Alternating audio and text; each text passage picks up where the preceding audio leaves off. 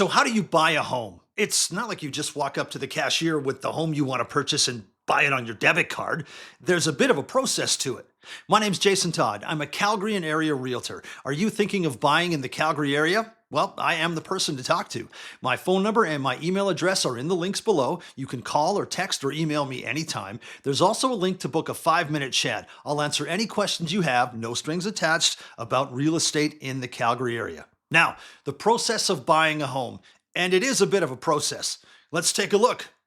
Go! Since almost every home that sells in Canada sells through the MLS system, you'll need a realtor. Now, don't worry, how the MLS system is set up means that buyers, most of the time, don't pay money out of pocket to use a realtor to help them buy a home. If you want to see how to choose a realtor, you can check in the links below for my video on how to choose a realtor. Now that you've found the perfect real estate agent, you need to know how much you can actually spend on the home. So you need to go find a mortgage broker. You can go with an institutional lender like RBC or Scotiabank, or an independent mortgage broker to get a pre-approval. An actual pre-approval is when the lender, the mortgage broker, actually looks at your documents and gives you a little letter that says, yes, you are approved to go out and spend this much on the home. And if you want the pros and cons of choosing an independent mortgage broker versus an institutional lender, you can check out the link in the description below for my video on how to choose a mortgage broker. Next, you sign a few documents with your realtor. The first one is a consumer relationship guide,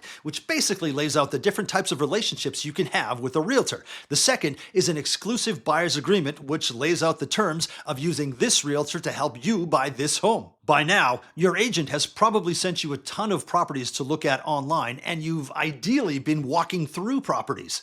Eventually, you will want to make an offer on a property, and you and your agent need to know what that property is worth so you can make the right offer. The only way to know what properties are worth is by combing through that data and by walking through a ton of homes firsthand.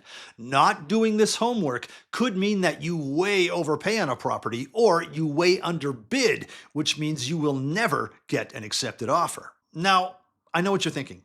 Why do I need to know what homes are worth if I've hired a real estate agent to help me? Well, I can tell you firsthand that there are very few prerequisites to getting a real estate license. In fact, all it takes is about $7,500 in cash, a laptop, and no criminal record, and you can have a real estate license. Just because your agent has access to a ton of data and has a real estate license does not mean they know how to read that data or how to use that data. You need to make sure you know your numbers in addition to your agent knowing the numbers. You found the perfect place, you know exactly what to offer, and you pull the trigger and make that offer. Most offers are conditional, which means you're saying to the seller, hey, Mr. Seller, I will buy your house, but there are a couple things I want to double check before I finish the contract. The most common condition on an offer to purchase is a financing condition. To this point, you're already pre-approved with your lender. So your lender likes how you look on paper. Now the lender wants to look at you and the house you want to buy together and make sure the numbers still work. That process usually takes about 10 business days. You also may want a home inspection, the other most common condition to an offer to purchase.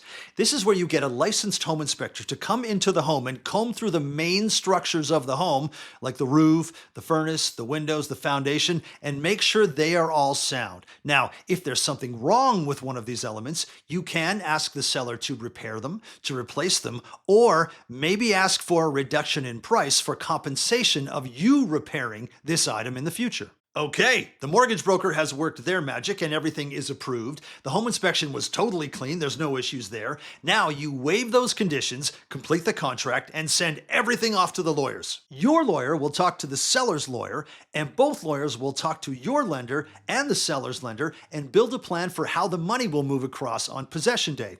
On possession day, at about noon, it does vary, the money will go from your lender to your lawyer to the seller's lawyer to the seller's lender, and whatever is left will go to the seller, and you are done. Then you meet your agent at the home somewhere around noon, pick up the keys, and start your new life in your new home. Now you know the process of buying a home. If you also want to know how to pick a realtor, how to pick a mortgage broker, how realtors price your home to sell, or what it actually costs to be a realtor, you can check in the description below for links to my other videos.